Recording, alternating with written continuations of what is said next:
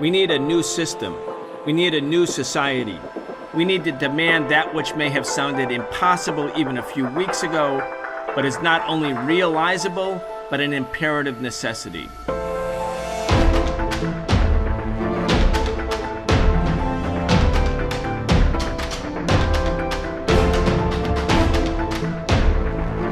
Ten years ago, on February 22nd, 2014, the United States backed a neo-Nazi armed militia takeover of the government of Ukraine. 2 years ago, on February 24th, 2022, the Russian government invaded Ukraine in what Russia calls a special military operation.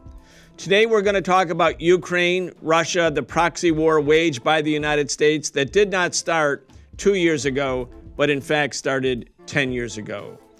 Welcome to this week's episode of the Socialist Program. I'm your host, Brian Becker. Today, we're talking once again with Vijay Prashad. Vijay is the executive director of the Tricontinental Institute for Social Research.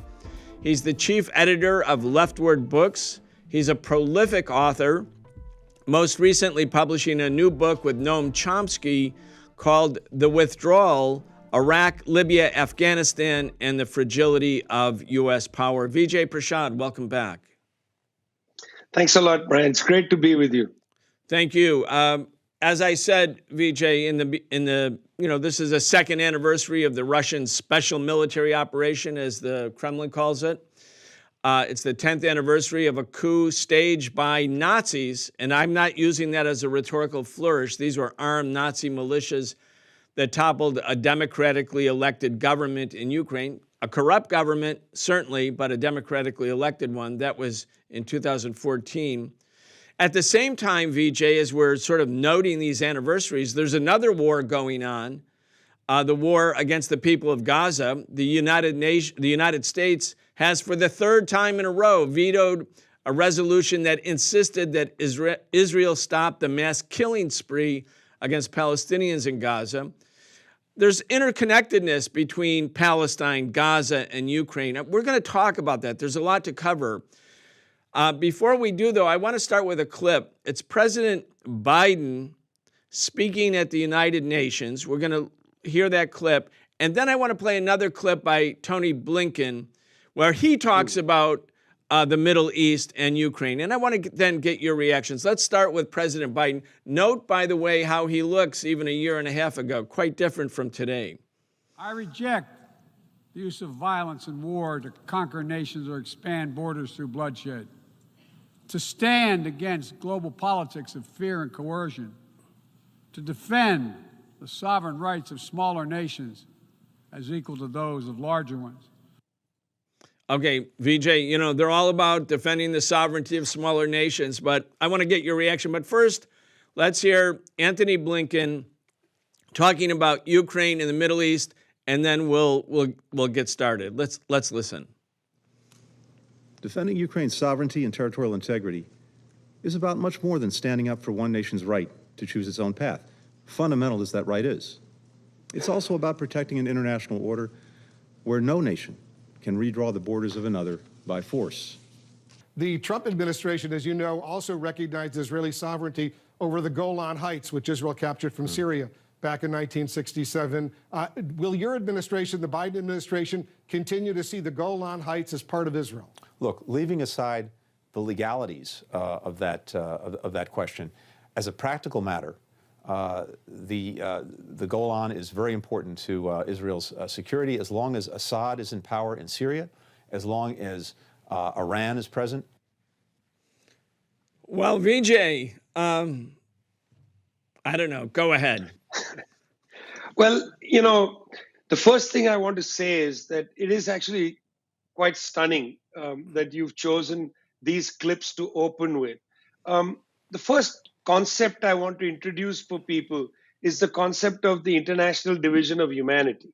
Let's face it, the kind of violence being put upon the Palestinians in Gaza, the qualitative brunt of violence that they've been facing is in fact at a different level than the violence in Ukraine. And you can see that not only in casualty figures, but in destruction of physical infrastructure. I spent some time over the last week looking at Google Earth images from both Gaza and from the sections, the front lines in Ukraine, and it's night and day. In this period, for instance, as an example, the Russians haven't bombed to level cities to rubble. They haven't bombed Kiev, for instance, to level it to rubble. I remember the war in Iraq in 2003. The United States destroyed all infrastructure immediately. Power plants, airports were rendered unusable, water treatment plants, all of them bombed. The key infrastructure destroyed. The Russians actually haven't done that. In fact, it's important for people to know that the airport in Kiev, and in fact, other Ukrainian airports continue to function. That's how Volodymyr Zelensky is able to leave the country. Somewhere near the southern part of Rafah, towards the Egyptian border, used to be an old airport that the people of Gaza had. It was the Gaza airport. It was towards the side of Rafah. That airport has been gone for decades, bombed out of existence, doesn't function. There is no airport in Gaza. The level of violence that is being used against the Palestinians mirrors the level of violence that we saw in Fallujah, Ramadi, parts of Baghdad, and so on. I'm saying this because of that concept, Brian.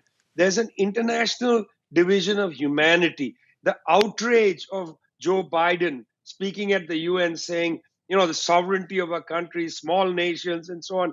For God's sake, Joe Biden, those lines are going to be played back to you.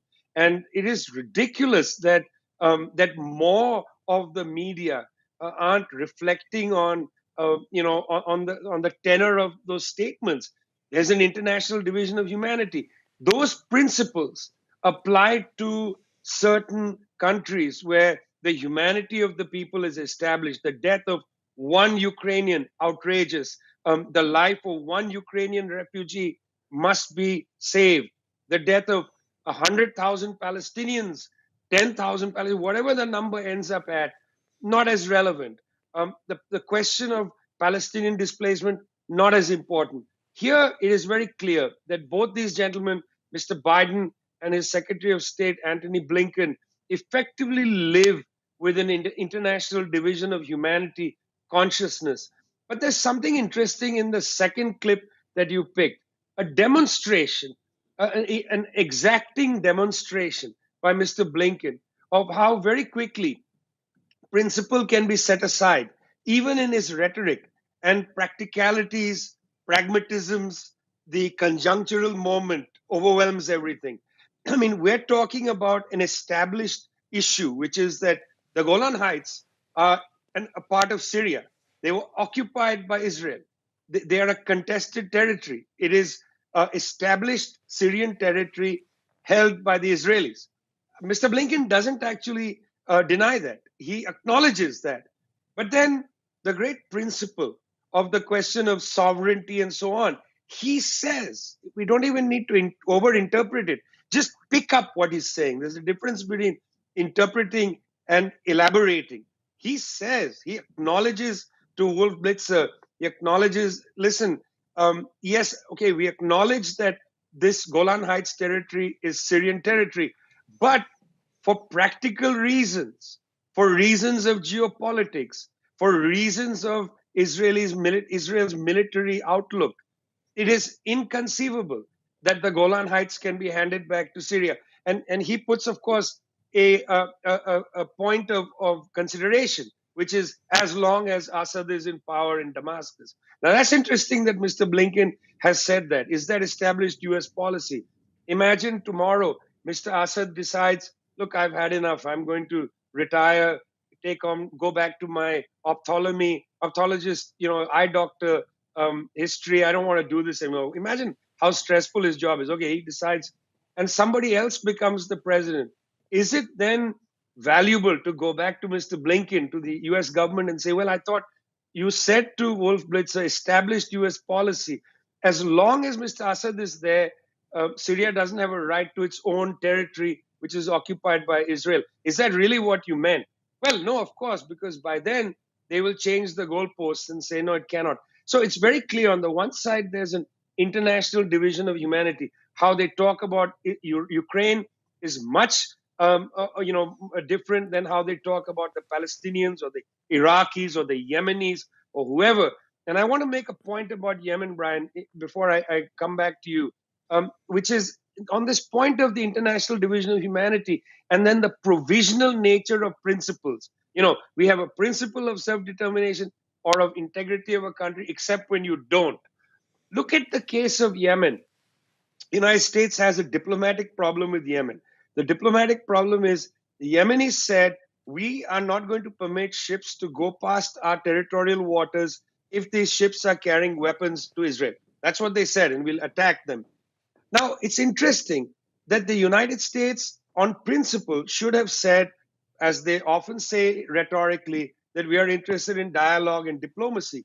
Mr. Antony Blinken, who has traveled numerous times to Tel Aviv to talk to people in Tel Aviv, numerous times to the Emirati, the Gulf Arab states, and so on, never flew into Sana'a to discuss with the Yemen government what should be a compromise around Red Sea shipping. There's an international division of humanity. You don't need to talk to the Yemenis like they are people.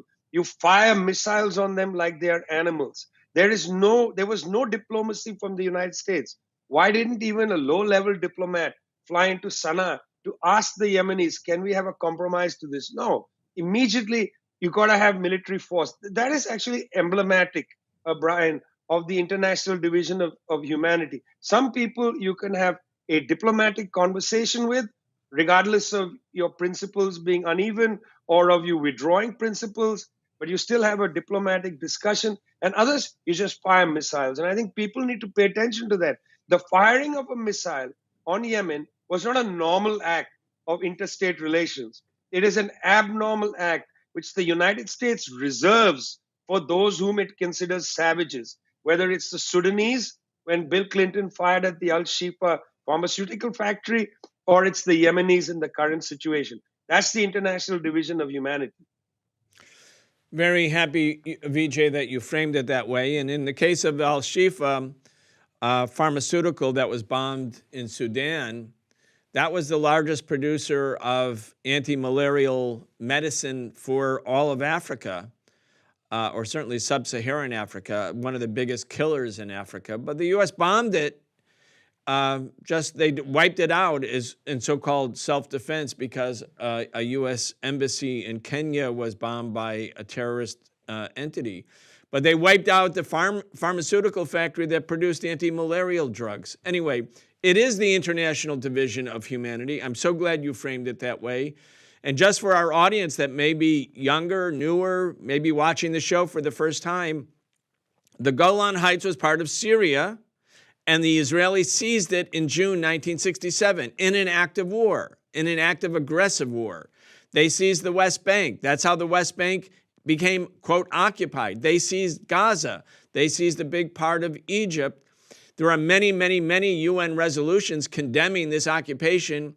And today you have, based on the international division of humanity, also you might call it the division between imperialism and the colonized people of the world or semi-colonized people of the world, that same division that just keeps going and going, regardless of the formal end of colonialism. You have the United States government demanding that the Israeli military be allowed to continue bombing and destroying Gaza. And they're destroying, as you said, Vijay, they're destroying everything. Whenever the Israelis conquer a certain part of Gaza, they blow the whole thing up. They blow up the universities. They set demolition. That's not self-defense. They're wiping out Gaza. And based on this international division of humanity, that's cool with the United States government. And, some people in the pro-Palestine movement, and we're all out in the street, say, well, we want to abandon Biden. Well, that's good. I want to abandon Biden too. I never didn't abandon Biden. But you can't abandon him for Trump, because Trump will be the same. This is really not about this party or that party. There is the division between imperialism on the one side and the colonized and semi-colonized people of the world, or as you have written about over and over again, between what we use in sort of generic terms, the global north and the global south. If you abstract Gaza or Ukraine from this existing reality of contemporary politics, you don't actually understand it. You just are looking for who American imperialism in the media says is the villain you should hate next. Go ahead. Yeah, it's interesting because let's go back to the question of Ukraine. This is an interesting conflict, and it's ground down. I mean, that's the immense tragedy of it. This language that's used about Russia, the aggressor, Putin, the dictator, and so on. It's very influential rhetoric. I mean, recently, a opposition figure died in prison. Now, it's very interesting that even progressives have to concede that this particular gentleman was an ethno-nationalist in an early part of his career. In fact, deeply Islamophobic, very much a xenophobe, and so on. And it may be true what some people are saying, that after his arrest, he had begun to reflect on his behavior earlier. But the political legacy that he leaves behind is a right-wing, fascistic kind of politics. Very interesting how in the Western media and from Western institutions, foreign ministries and so on, they're treating him as a liberal Democrat who has been savaged by Mr. Putin. It's a very disturbing thing to me. Like, the man was a fascist, and whether he was personally a fascist or not is not the point. The point is he led a bloc that had a very large number of fascist and xenophobic, Islamophobic people in it. And, later in his life, as people say, well, he changed his mind, but he didn't distance himself from his base, which was a fascistic, right-wing, xenophobic base. But I'm not interested in that. I don't want to debate Mr. Navalny's politics and so on. I'm interested, Brian, in how they are portraying him. They portray this man as a great hero who was killed in prison or died in prison, or exaggerated statements about the great Democrat. And this is a mirror of how the conflict in Ukraine has been talked about. In Ukraine, as you said, in 2014, there were actual Nazis conducting a coup d'etat. High officials of the United States government, Victoria Nuland and others, in the Maidan, in Kiev, directing what was happening, or at least being part of what was happening. And I want to pause here for a second. There's nobody who doubts that Victoria Nuland, high official of the US government, was in the Maidan, was right there talking to people on the cell phone that was leaked later, talking about who should become the next prime minister. And why I'm raising this is in Syria, during the early part of the protests against Mr. Assad, there were US government officials and British government officials going to these rallies, in two cases addressing the rallies. Just imagine, Brian, in New York City, if a Russian diplomat at any point went to Times Square and addressed anybody, I mean, wow, or a Chinese diplomat, this would not be taken lightly at all. And yet it was seen as perfectly normal that, Mr. John McCain, Victoria Nuland and others would be right there alongside these Nazis. I mean, again, like you, I don't use this word Nazi as a catch-all kind of put down. It's not an insult. This is actually a political description. This is the tradition that these people come out of. It's the program that they accept, and right beside them are US politicians in 2014. This is exactly the same kind of crowd that they are now trying to turn into Democrats in Russia. Now, again, doesn't by calling them what they are, which is Nazis, that doesn't exculpate the people they were opposed to. The government in Ukraine, as you say, in 2014 had its own problems. Mr. Putin has his own problems. But that doesn't mean that if you have problems with Mr. Putin, you're going to whitewash the history and political trajectory of Mr. Navalny and others, the Stefan Bandera supporters in Ukraine. I mean, these people are actually Nazis. But it's so interesting that the West at this time is making an alliance with the Nazis in Ukraine and in Russia against the forces in that territory.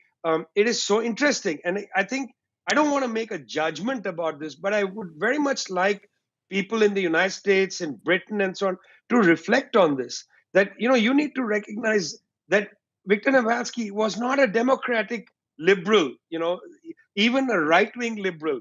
The guy has a base that was suffused with some of the most disturbing characters in Russian political life. Reflect on that. Don't read the New York Times obituary and assume that it's the exact obituary of the person. I mean, Mr. Navalny may not recognize himself in that obituary. I find that very disturbing, how the history, the exact contemporary history of our times is being written by these mediocre periodicals. And I must say, when it comes to the destruction in Gaza, you got to give it to the New York Times that they published Professor Balagopal's essay.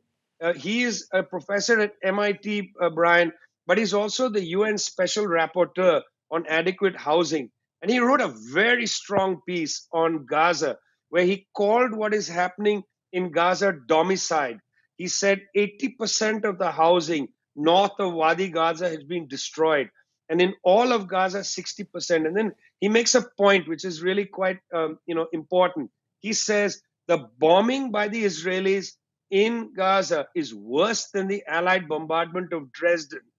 Worse than the Allied bombardment of Dresden. And why this is important is that every young person in the United States in high school is at some point either given to read or encouraged to read the very important book by Kurt Vonnegut called Slaughterhouse-Five, perhaps one of the most influential anti-war books in the United States. And if you haven't read it, friends, if you still got it sitting in your parents' apartment from your high school years and you didn't bother to crack it, call mom, call dad, go back home, get that book out, read Slaughterhouse-Five, and remember that Balagopal says that the Israeli bombing in Gaza now is worse than what Kurt Vonnegut so honestly and provocatively described in his terrific Slaughterhouse-Five. They are rewriting contemporary history.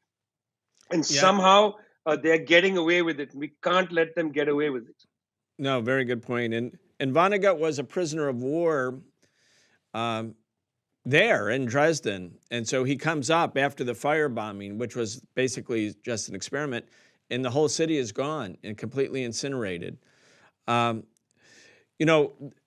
the Navalny and his crew had at least a part of their past was openly fascist, and whether he moved on or not, the articles, Vijay, in the New York Times, I was just looking through them. The first four articles in the New York Times were about Navalny, Navalny's wife, the future of Navalny's opposition in Russia. And like Gaza was the ninth story, the death of this one man, whatever the circumstances. And we don't know the circumstances. We're not pretending to know the circumstances. There are other, I want to go back to the 2014 coup and the points that you made about Victoria Nuland, and we saw some B-roll there where you could see John McCain, then alive, one of the top Republicans in the U.S. Senate. He was with Victoria Nuland. This was a bipartisan effort to overthrow the Yanukovych government. Again, a corrupt government, not a left government, but a government that had professed neutrality and insisted that Ukraine would never join NATO. That was his sin in the eyes of the West. Now, what happened in Maidan, in the center of Kiev, was protests started in the fall of 2013, and they weren't all, Nazis. Probably 90% of the people had other grievances. They weren't part of the Azov battalion or the right sector or other right-wing forces. But the Nazis played a disproportionate role and a decisive role, and they actually, at the end, led this armed insurrection. Now, the armed insurrection happened on February 22nd, 2014. The day before, an agreement was signed between the Ukrainian government and the opposition, and there was a meeting of international observers, including the United States, and the Putin government in Russia was in the signing room on February 21st. The Ukrainian government, under pressure, decided to withdraw police from Kiev, and they also agreed to early elections and decentralized power in Ukraine, meaning that they were giving into the opposition demand. So on February 21st, they signed an agreement. There was a memorandum and the next day, the Ukrainian government pulls the police out of downtown Kiev, and the Nazis, who are armed to the teeth and represent maybe 10% of the protesters in Maidan, they storm the parliament, they disperse the parliament. The president runs for his life, he flees. Now, we have a video clip of the Nazis. These are Nazis, they're not pretending to be something else. They are Nazis. They say we are Nazis. We are proud to be Nazis. I want to play this little clip for you, Vijay, because they talk about their role in Maidan. And anyway, let's play it and then I'll get your comments. Були націоналістичні ідеї. Націоналісти якби були там ключовим фактором однозначно і на фронті. Зараз дуже багато є спекуляцій. Ну, нацика вже ж було небагато, там, ну, ЛГБТшники, там, посольства кажуть, ну, скільки там було там нациків? Ну, нациків там було там 10% там, ну, запаяних ідейних. Ну, це ж питання в тому, це може так казати лише Йов, який не був на війні, не знає, наскільки оцих от 10%, хоча там навіть може даже менше було, я думаю, націоналістів було хай там даже 8%, ну, наскільки це в пропорції ефективності впливу, наскільки це складало просто галопуючи безкінечну підвищення ефективності. Не було б цих 8%, бо ефективність упала на 90%. I don't know if you could read all the subtitles, Vijay, but they say, we were only 10%, but we were the decisive 10%. Well, let me take you on a little journey before 2014 to Tahrir Square in 2011, just to amplify the point made by that gentleman. Millions of people in Egypt were upset with the government of Hosni Mubarak. I mean, there had been a spate of privatizations. There was now a plan to effectively make the Mediterranean coastline, Alexandria, and so on into a playground for the rich, to create a kind of tourist paradise for northern Egypt. People are upset. I knew many of the people who went into not only Tahrir Square, but into various kind of protests in Egypt at the time. There's a range of forces involved. The most active people confronting the police were not some of these forces, but were the young orphaned kids of the street who lived in the great cemeteries. They were the ones throwing rocks at the cops, and they knew how to fight the police. They spent their whole short lives fighting the police. But there was only one organized force in the Tahrir Square. Yes, the trade unions from Mahalla in the textile area did come into the square, but they came, they gave their solidarity, they left. When the forces of the government attacked wearing civilian clothing, they came in very violently. There was only one force that defended that square. And it was very clear that that force was going to act as the vanguard. And that was the Muslim Brotherhood. They came as a political party. They had meetings and discussions about how to lead the process inside the square. They defined the media strategy. Why? Because even though they may not have been everybody in the square, they were an organized bloc. And then when it came to the question of elections afterwards, they swept up the advance of the Tahrir Square, and they won the election. And Mohammad Morsi became the president. He was subsequently overthrown and killed by the current government of Mr. Sisi. But that's a separate issue. The point is, the uprising in the Arab Spring was not defined by a million autonomous people. A small organized force can play a decisive role. And we didn't even need to go to Tahrir Square for this, Brian. Your show is called The Socialist Program. We could have gone backwards to 1917 to the role played by the Bolsheviks. Again, a small force of people, highly dedicated, highly organized, came in there, understood the nature of the mass uprising. The difference between the Bolsheviks and what happened in Tahrir Square and what that gentleman was saying happened is in the Maidan is very instructive. The Bolsheviks did not impose their political ideas upon the protests taking place from St. Petersburg to Ekaterinburg. They did not. They actually drove an agenda that was alongside the public sentiment. Their demands were very much alongside public sentiment: land, end the war, bread, and so on. Those were the slogans coming from the vast mass. It's just that the Bolsheviks organized the sentiment of the vast mass, used their experience, in fact, to strengthen the vast mass's political feelings. The difference in Tahrir and in in the Maidan from the Bolshevik Revolution of 1917 is very important.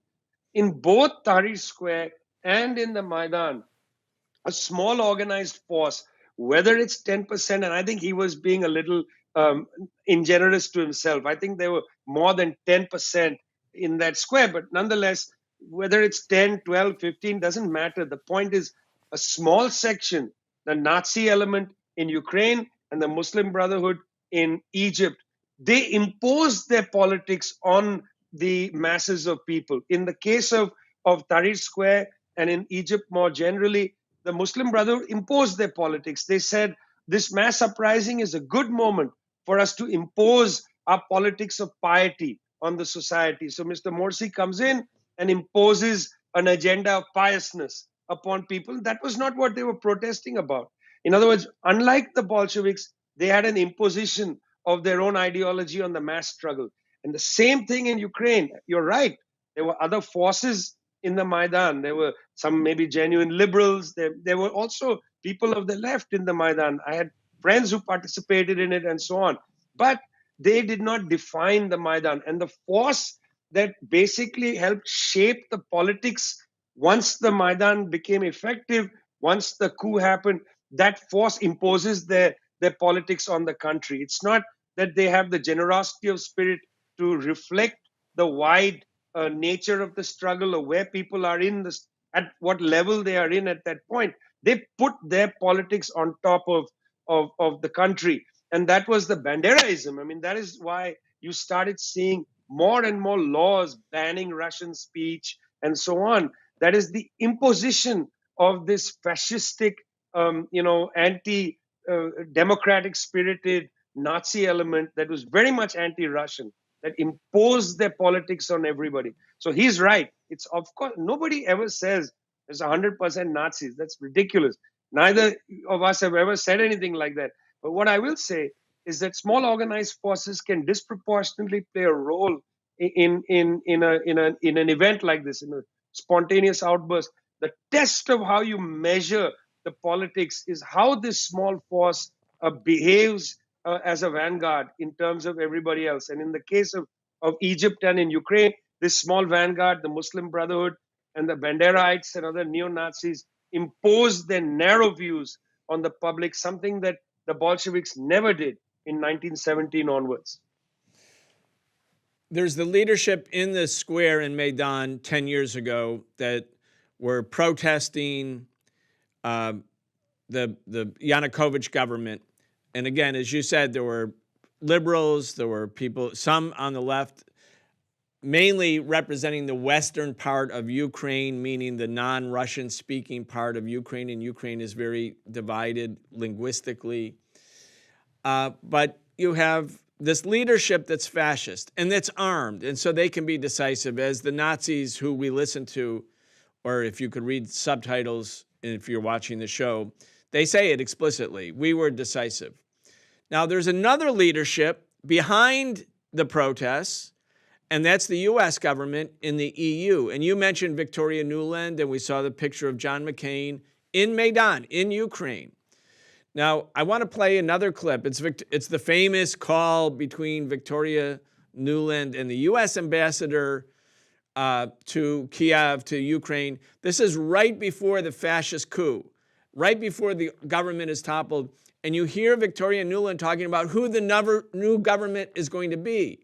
So, when we say it was a Nazi-led coup d'etat, some people are saying, are you saying the U.S. is supporting Nazis? I'm saying the U.S. actually doesn't care who it uses in terms of the human materiel at a given moment. It's another leadership. It has another agenda. Its agenda was not the same, but it was willing to use Nazis to topple the government because the goal was to topple the government. Then they could move on and reshape the government and make it essentially a proxy government, a right-wing government, but more important than anything, a proxy of America, basically a puppet government. And we know, Vijay, now in Ukraine, there's martial law. People who favored better relations with Russia, those political leaders, they're in jail. Zelensky canceled the elections. No elections can happen as long as martial law exists. That's part of Ukraine's constitution. So it's a police state. Anyway, here's the leaders behind the leaders behind the Nazis. This is that famous call with Victoria Nuland right before the coup, talking to the U.S. ambassador, and she is from the State Department. She was Hillary Clinton's press spokesperson when Clinton became Secretary of State. She's still a major player in American politics. Let's listen. I don't think Cleach should go into the government. I don't think it's necessary. I don't think it's a good idea. I think Yats is the guy who's got the economic experience, the governing experience. He's the guy, what he needs is Cleach and Tony Book on the outside. He needs to be talking to them 4 times a week. I just think Cleach going in, he's going to be at that level working for Yatsenyuk. It's just not going to work. So that would be great, I think, to help glue this thing and have the UN help glue it. And, fuck the EU. Go ahead, Vijay. I mean, I'm sorry. What is one to say? Okay. Once this call was released, U.S. government started to try to shift the debate about who hacked her phone and who released it. Nobody denied that this is an authentic call. Okay. Till now, nobody has suggested there was, AI used to generate the call. This is how they talk. And the line about the European Union is rattling because it just demonstrates the European Union and, in fact, Europe, the subordinate or the contempt with which the US government looks at Europe. And by the way, these are the democratic-minded people, Democratic Party people, who are supposed to have a less harsh attitude towards Europe than the Republicans. I mean, Trump was openly contemptuous of the European governments, right? Openly said, you guys don't spend enough. In fact, recently, we're not going to defend you if you don't spend enough on your own defense. Openly contemptuous. But look, this is somebody who worked for Mrs. Clinton and as, if not more contemptuous, completely dismissive. How she talks about that the UN must be used.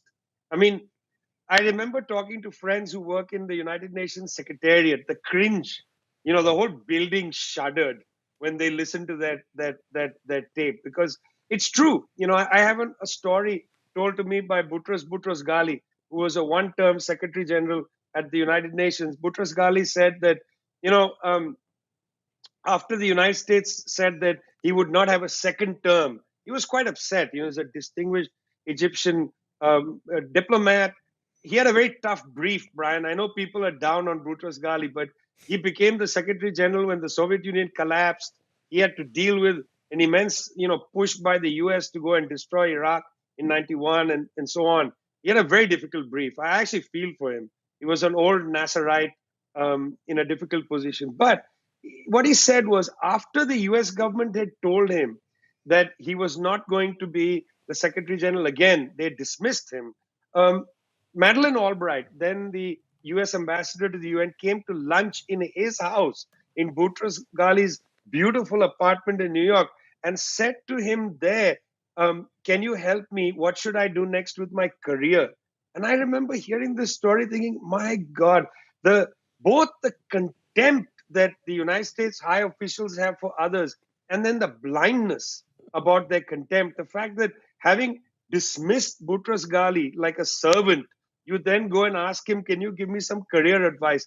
Absolute tone-deaf blindness, The way Vicky Nuland says, well, the UN can be brought in to stitch this up. I mean, the cringe in the UN building, because people in the UN don't want to think of themselves as effectively clean up men and clean up women for the United States imperial policy anywhere in the world, let alone in Ukraine. But I must say, this has become a problem for the UN. This is how they were used in Afghanistan in the period of the US occupation of Afghanistan. They were used as cleanup people. They were brought in to sort of take care of this or that aspect.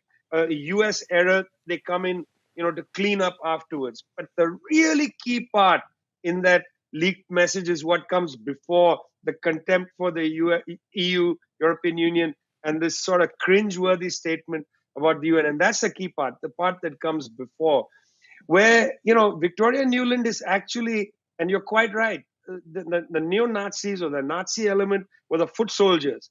And then while the Nazis are out there throwing fire bombs and saluting their old Hitlerite salute and so on, here she is on a cell phone deciding the next government of Ukraine. And not only deciding the next government of Ukraine, Brian, but I well remember listening to this tape and thinking, my God, these people are shameless. You're deciding who will be the next president of Ukraine, but you're also deciding whether they are competent and who should be their advisors. I mean, it's at a level of puppeteering, okay? I mean, I can't think of any other word, Brian. A level of puppeteering, which in any other human being would have been a deep embarrassment. But for somebody like Victoria Nuland or people in the Biden White House now, I don't think they're embarrassed about this. This is a tragedy of the kind of moral collapse of US leadership. There's no embarrassment, I mean, for God's sake, Victoria Nuland, you should have denied the phone call had been made. You should have said, that's not me. It's hacked. It's AI, some, doctored tape. They didn't deny anything. They just said, well, that's the way it is. And I want to remind people that, yesterday, the day before I'm talking to you, Brian, was the hearing in Britain over the case of Julian Assange, whether he should be extradited to the United States. It was very instructive for me, Brian, and I'm not a naive person. I have a pretty good sense of the hard-boiled nature of power. But going through the U.S. State Department cables that had been released by WikiLeaks, now again about a dozen years ago, going through those cables, reading the cables from Pakistan, from Egypt, countries that I had a special interest in, it was cringeworthy to listen to the U.S. officials talk about their counterparts, and here something important, because you said, and I think you're right, that these are puppeteers. The United States was the one, in fact, who engineered this at a high level. But even inside the U.S. apparatus, it's very interesting who's in charge. I was surprised. I remember reading Margaret Scobie, ambassador, to, I think, Pakistan or Egypt, Scobie's dispatches to D.C. So Scobie writes in her dispatches, she says, I'm the ambassador. And yet these 3-star, 4-star, 5-star generals show up in town. And I am supposed to accompany them to meetings with high officials in these countries. And I sit there in these meetings like a stenographer.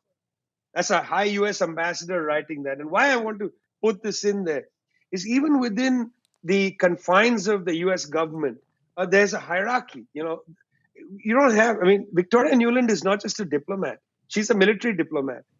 You can almost picture her putting that phone call off and calling somebody in the Pentagon, ordering a drone strike. They have a different attitude to other countries in the world. We don't like the Yemenis, we're going to bomb them. We don't like the government in Ukraine, we're just going to get rid of them. And yachts and all these little ways of talking about people. We're going to get Tony Brook coming in. He's going to advise.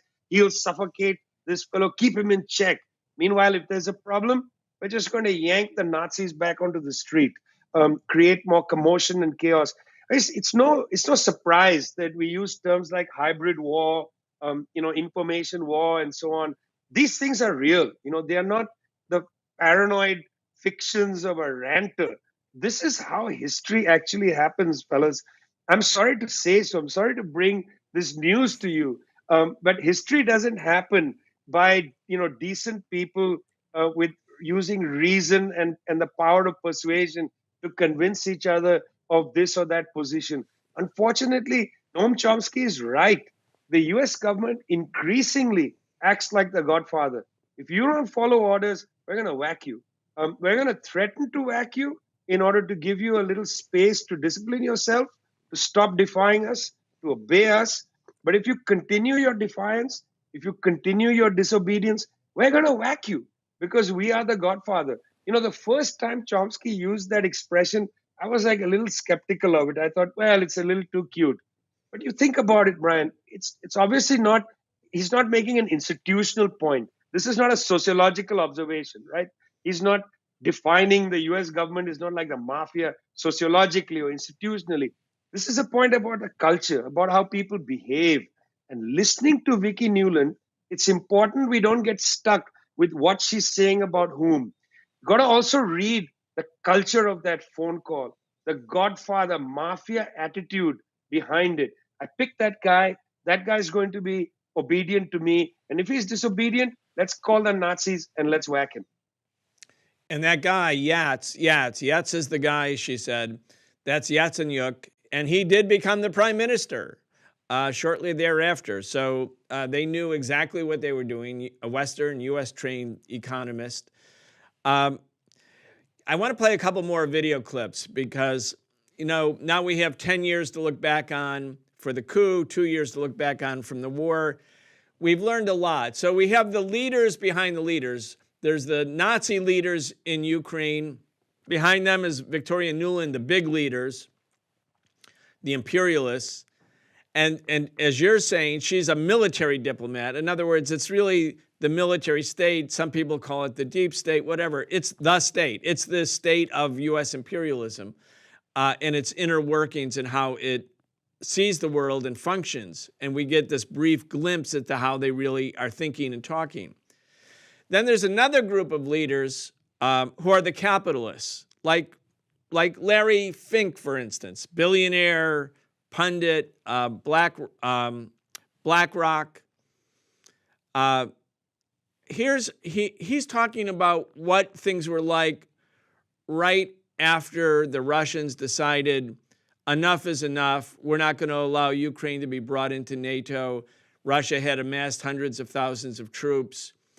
Larry, I want to play this clip because he's another group of leaders. These are the capitalists, because the state is functioning as the operators, the managers of a global apparatus for empire.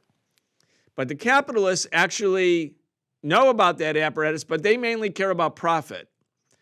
And I want to play this because Larry Fink is paying attention. It's how he views Ukraine, Russia, and the breakup of the Soviet Union. Because without the breakup of the Soviet Union in 1991, none of this would be happening. There would be no war right now.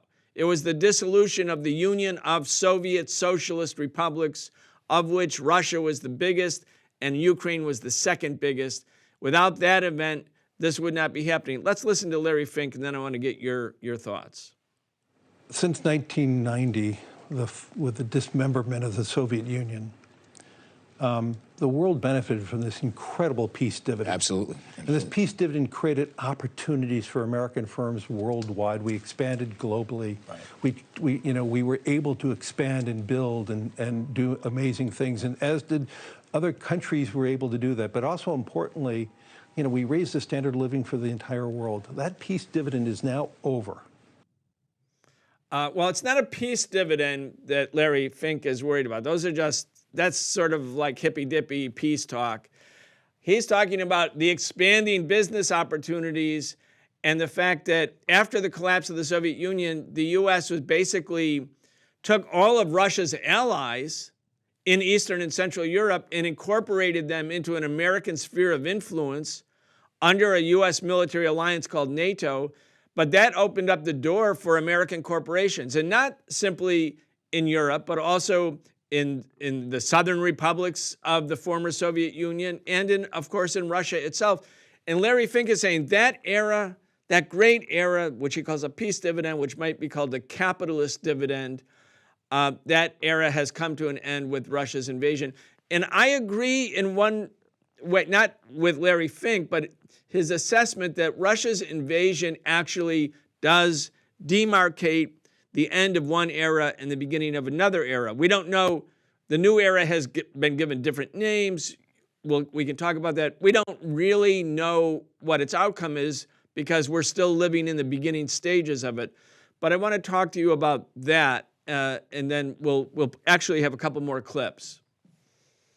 Well, the first thing is I would challenge Larry Fink's chronology, because I think it all began to change at the beginning of the Third Great Depression, which starts in 2007, the financial crisis and so on. Putin goes to Munich and says, not one single master. And what you see is you see a different kind of Putin in Russia, different coalition of forces. They start cracking down on some of the oligarchs. They, even jail some of them. These oligarchs, by the way, then become the opposition, the political opposition. In fact, they were upset because their capitalist dividend was being taken away from them. You begin to see also Russia pivot towards the Chinese economy, start to move towards attracting Chinese investment rather than U.S. investment.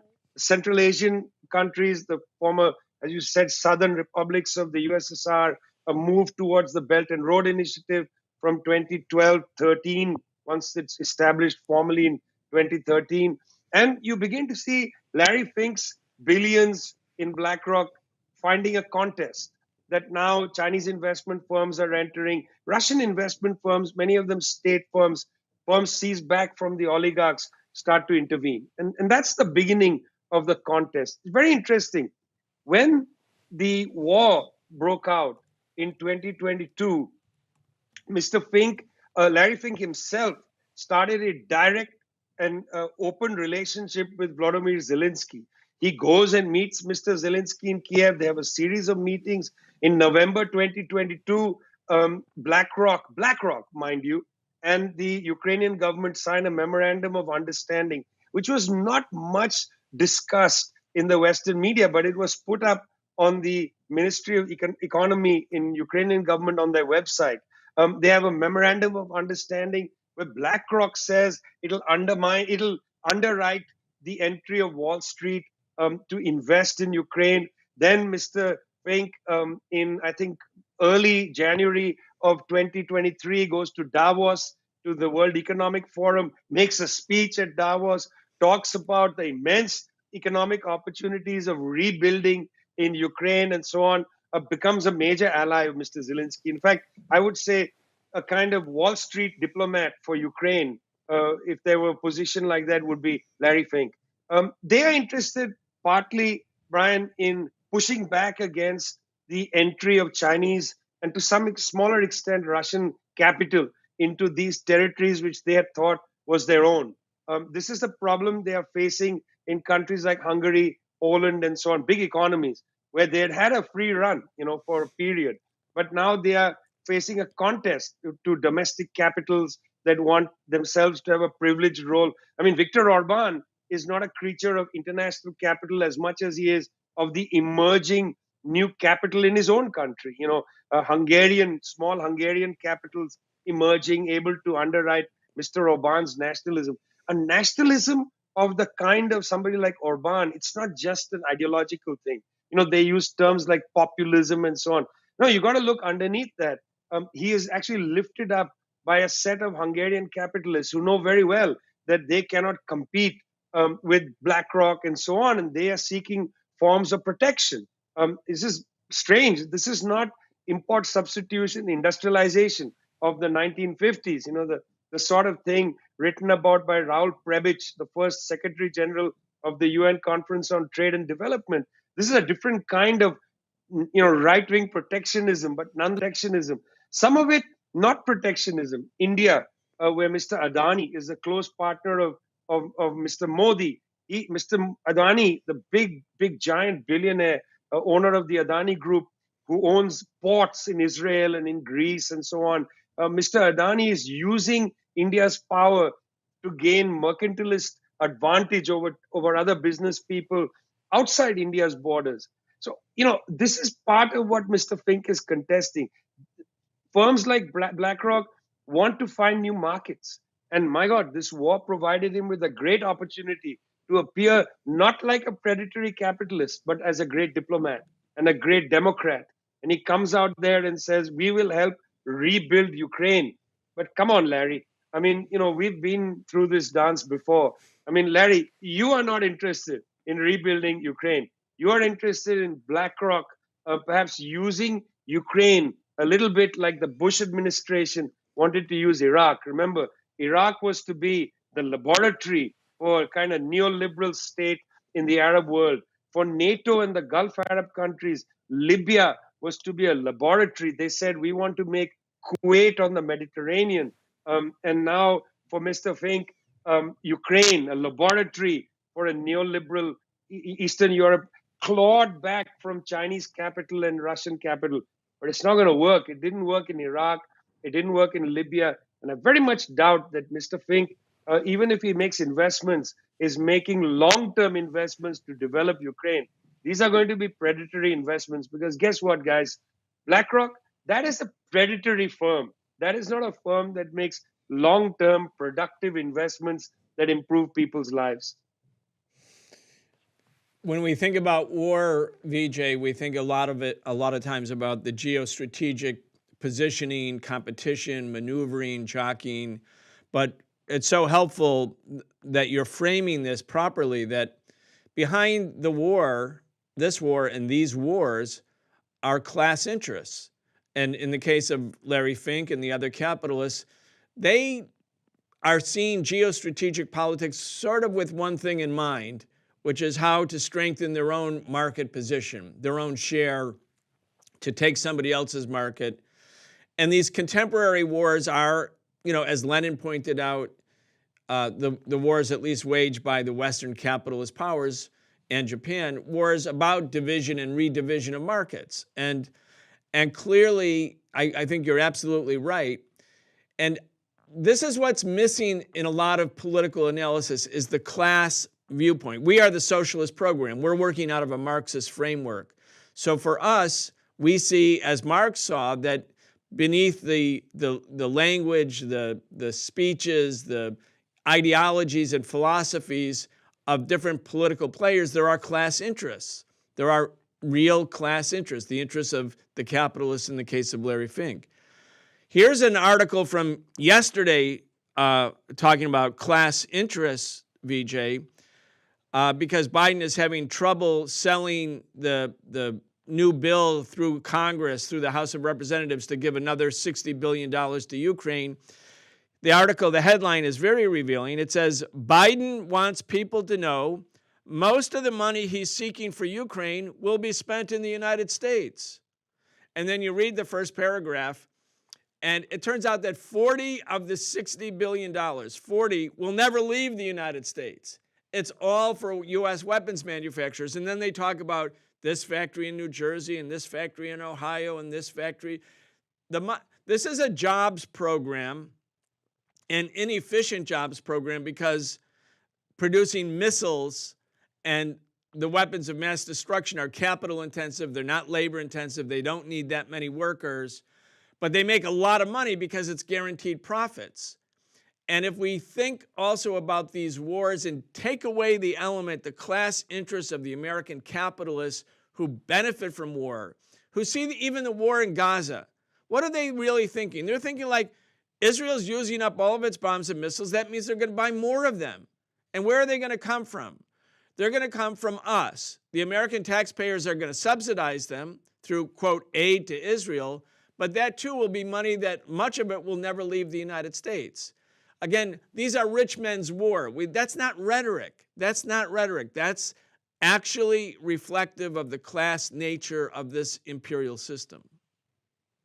Well, what you describe in that article, that's actually, there's a technical term for that. There's a scholarly literature on it. It's called tied aid. Like you tie something up, tied aid. Tied aid is merely when a donor country says, I am going to magnanimously give you aid, but in fact, I'm tying my giving of the aid to you being obliged to buy goods and services from my country.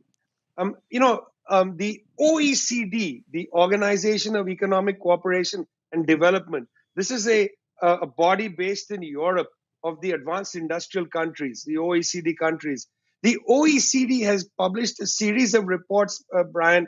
One of them, an important report I read a few years ago called Untying Aid, where the OECD countries, United States, a member of this body, says that it's unhealthy for development aid of any kind to be tied because of the costs involved. So, for instance, there was a book some years ago, you probably read it, Brian, Confessions of an Economic Hitman, where he described in a chapter the building of a power plant in Indonesia, by Bechtel Corporation. And because of tide aid, the power plant had to be built using materials produced in the United States, which meant that this power plant in Indonesia was like 100 times more expensive than it would have been had there not been a tide aid provision. If Bechtel had been able, even Bechtel had been able to source steel from India or even Indonesia, other chemicals from Southeast Asia and so on, the cost of building the power plant much lower. And by the way, who bore the bill for building that power plant? There was tide aid, but the large part of the investment came from the Indonesian government. So they get stuck paying off loans for something that was more expensive than it could have been because of tide aid. And in this case, it's obscene because, again, you're saying, well, we're going to support the war effort in Ukraine. Come on, let's be clear. When Vladimir Zelensky came to Washington, D.C., the most well-attended meeting he had was with all the leaders of the arms companies because they are very grateful for this. They know that most U.S. military aid, not all of it, but most U.S. military aid is tide aid. The United States says to Israel, we're going to give you so much $1 billion of weaponry. What it means is we're going to ship you billions of dollars of weaponry from our arms companies. It's actually a buried subsidy to the U.S. arms industry. This is, in fact, an illegal trade device that you pretend it's aid, but you're actually subsidizing your arms industry. With Ukraine, it's appalling, Brian, and I'm very worried about this. In fact, I know it's a terrible situation now, but the Biden administration is trying to push through a bill that allows tactical missiles to go to Ukraine. Now, these tactical missiles are exactly what Mr. Putin has been saying. I don't want to see those so close to the Russian border. And I want to take this opportunity to say I think it was terribly naive of Mikhail Gorbachev and Edward Shevardnadze to accept a handshake agreement with James Baker when Germany was reunited, to have that handshake agreement that NATO would not go 1 inch eastward of the German border, because it was naive. I mean, why would you trust the United States and the NATO countries to abide by that agreement? They violated the agreement almost immediately. And not only did NATO move eastward, and I'm very upset that people say this is a Putin talking point. For God's sake, use some rationality. No country would accept having tactical missiles of any kind, nuclear or conventional, right on their border within firing distance of their capital. And no country would accept that. No country would accept that if you also have high officials of the country that's placed the missile at your border making statements such as, we want to weaken that country, we want to overthrow that government. You're making verbal threats, and then you're placing tactical missiles at the border. My God, the combination is insane. It would make any government upset. This is not a Putin talking point. It's a very unfortunate way of stopping a discussion and debate. No country would accept language like that combined with tactical missiles sitting at the border. And that's exactly what the Biden administration is trying to ram through the US Congress. Some Republicans are holding it up, I think, to some extent on partisan grounds and so on. But I very much hope it doesn't pass, because not only is this a boondoggle for the arms industry in the US, a lot of money going to them, but this is a further provocation at a time when sane people should be talking about the need for a peace deal in Ukraine. I know that the front line is changing. I know that the Russians have made some advances, but Russia is, in fact, I don't believe, interested in making enormous advances. They don't want to take Kiev. It's very clear that they don't want to occupy all of Ukraine. They have said that they want to hold the parts that are now within Russia, and they want to have an agreement to denazify Kiev. That's where they are in terms of their negotiating points. So these small gains made at the border shouldn't change anybody's mind that the necessity of a ceasefire and a political process in Ukraine is absolutely imperative at this point. And sending tactical missiles into Ukraine, not only near Ukraine, but into Ukraine, would be such a dangerous provocation. And Mr. Biden is playing with fire if he does that. Playing with the fate of the world. I don't mean to say it in some exaggerated way, but I feel that. I feel that Mr. Biden is threatening the fate of humanity by trying to push these nuclear or these tactical missiles into Ukraine. If we look at that map, Vijay, the pink, orange area, those are the areas that the Russians have controlled. They're the areas close to Russia. So you have Crimea, and then you have the Donbass. You have basically a land bridge connecting essentially the Russian-speaking parts of eastern Ukraine, the parts that were targeted by the government in Kiev after the 2014 coup, after that new government said Russia is no longer like an official second language. And just for people who in America who don't really get it, I mean, Ukraine, Kiev, the capital of Ukraine, was the capital of Russia from 849 to 1240. In other words, 261 years, about the same time that the United States has existed as a country. Kiev was the capital of Russia. Ukraine only becomes a Ukrainian state in 1922, and then it's with Russia as one of the socialist republics in the USSR. Ukraine only becomes completely independent in 1991, and then the US stages or supports, as we've gone through in this show, a coup d'etat, toppling a government that had promised to stay out of NATO and bringing in a government that promised to go into NATO, thus allowing tactical weapons to be placed on Russia's border. And we know, Vijay, the Russians had said over and over again, that's a red line, we're not going to allow it. They amassed 100,000 troops in the east and northern part above Ukraine. They were threatening to come in. And there was a very passive, sort of serene response. Blinken and Sullivan kept saying, yeah, the Russians are going to invade. Yes, the Russians are going to invade. But they didn't do anything to rush back to the negotiating table to prevent an invasion because they wanted the invasion. They thought this was going to be the final denouement, so to speak, of Russian influence in that area. And they also thought it would weaken Russia. Before we end, and I'm going to give you the last comment here, I want to play two quick clips. This is Secretary of Defense Lloyd Austin talking about what the real goal is. And everybody should notice, think about his words. It's not about a tender place in his heart about Ukrainians. And then I want to go to a final clip, which is Antony Blinken talking in the same cold-hearted way, sort of naked imperialist way, about the destruction of the Nord Stream pipeline that brought Russian natural gas and other Russian energy sources to Europe. Anyway, let's start with Lloyd Austin. I think we have that clip. We want to see Russia weakened to the degree that it can't do the kinds of things that it has done in invading Ukraine. Okay, so there's the Secretary of Defense. We want Russia weakened. Okay, like just straight out. Now, this is the final clip, and we're going to give you the last word here, Vijay. And it goes to something that you, in particular, but the whole team at Tricontinental have been writing a lot about, which is the U.S. seeing the Ukraine war as an instrument to maintain domination over Europe, over their so-called allies, the other major capitalist powers. Anyway, here's Antony Blinken. Everybody listen to this, and then Vijay, just pick it up afterwards. Ultimately, this is also a tremendous opportunity. It's a tremendous opportunity to, once and for all, remove the dependence on Russian energy, and thus to take away from Vladimir Putin the weaponization of energy as a means of advancing his imperial designs.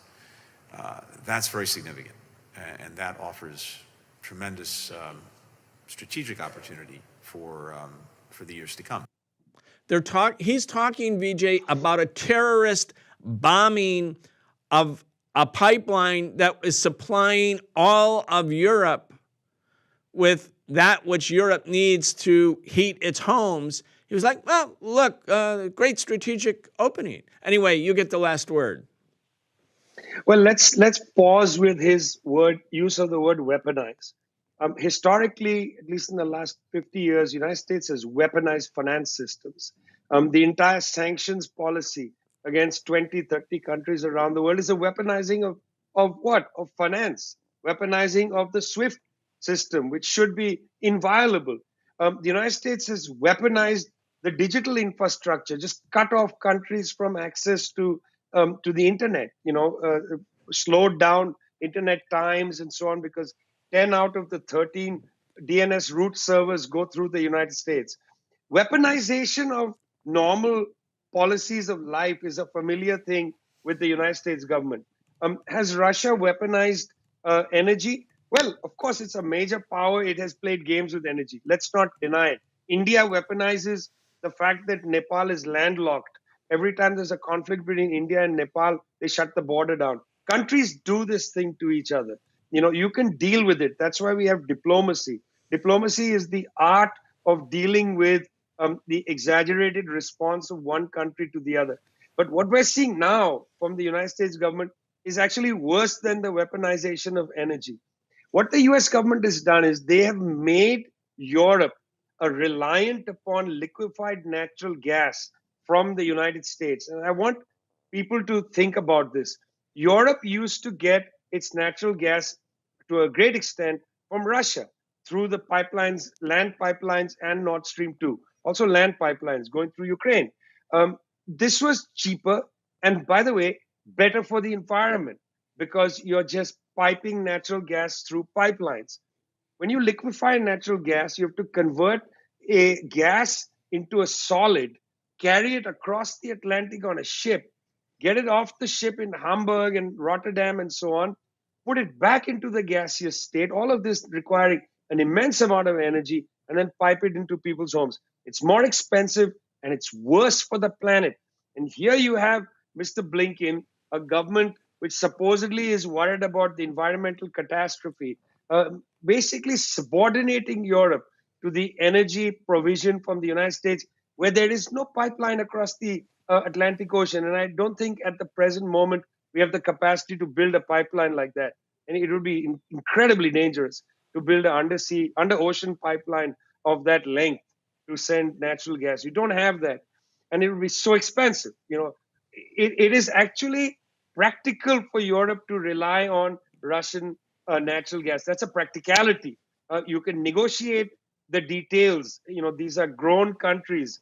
But no, the interest in breaking the link with Russia, weakening Russia, Lloyd Austin, and Trump earlier going to NATO headquarters and saying to Jens Stoltenberg's face, the head of NATO, saying that, look, we can't do two things. We can't defend you and have you pour billions of dollars into the Russian arsenal for energy.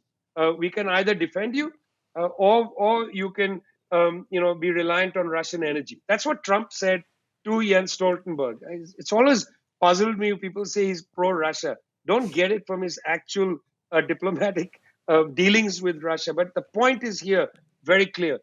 These are cynical men with a cynical agenda. When Mr. Austin says weaken Russia, he said that in 2022 when he went to Kiev. It's a dangerous comment to make. Russia is, whatever you think of the government, a powerful nuclear weapon state. You don't play these games with powerful countries. You find every way to negotiate with them.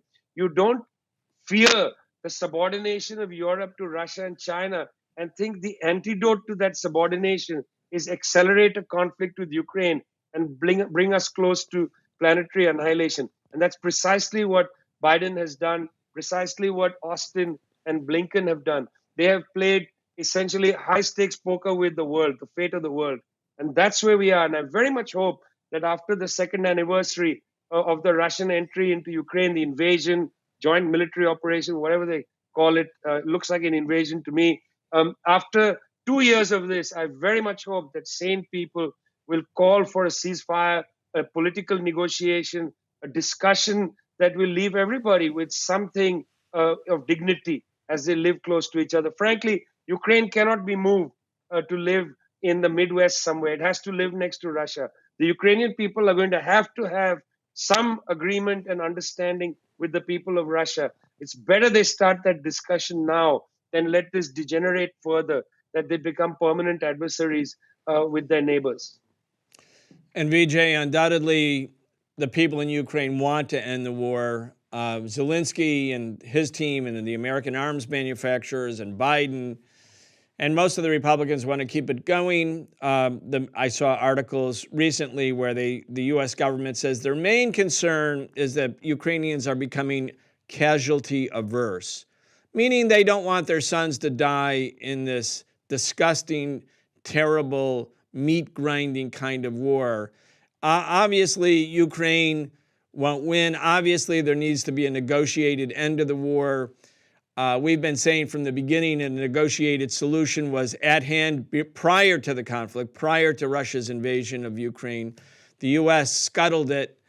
People have to be objective. Vijay, I want to thank you so much. I want to also encourage people to go to your website. I asked you about it last time. Now I remember the name, and maybe we can put it up on the screen. It's thetricontinental.org, thetricontinental.org.